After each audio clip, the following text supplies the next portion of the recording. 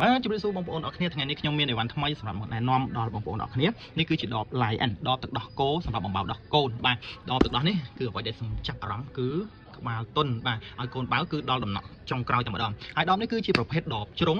កជ្រុងងាយស្រួលណាដោះចេញហើយដាក់ចូលបាទលក្ខណៈ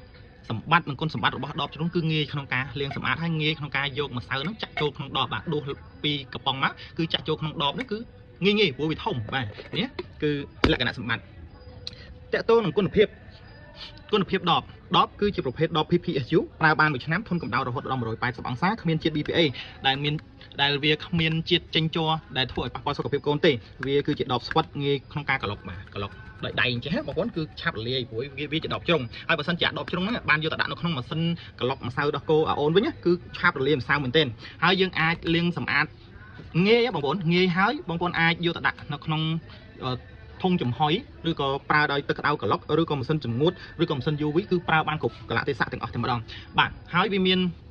4ជម្រើសសម្រាប់ជ្រើសរើសហើយនឹង4ពណ៌គឺមាន2លេខ5លេខ8លេខនិង10លេខហើយមាន4ពណ៌ពណ៌លឿងពណ៌បៃតងពណ៌ឈូកនិងពណ៌ខៀវតែទៅនឹងការវិខ្ចប់បងប្អូនឲ្យ premium ខ្ជូតស្អាតមែនទែនបើសិនជាបងប្អូនអាចយកទៅដាក់តាំងក្នុងហាងឬក្នុងម៉ាតបងប្អូនការដាក់តាំងមកគឺយើងអាចមើលពីមុខធ្លុះដល់ខាងក្រោយហើយដឹងពណ៌ទៀតបាទហើយអ្វីដែលសំខាន់គឺងាយណាមិនបាច់ឲ្យភ្ញៀវគាត់ពិបាកក្នុងការបកឲ្យមិនដឹងថាពណ៌អីទេអញ្ចឹងនេះ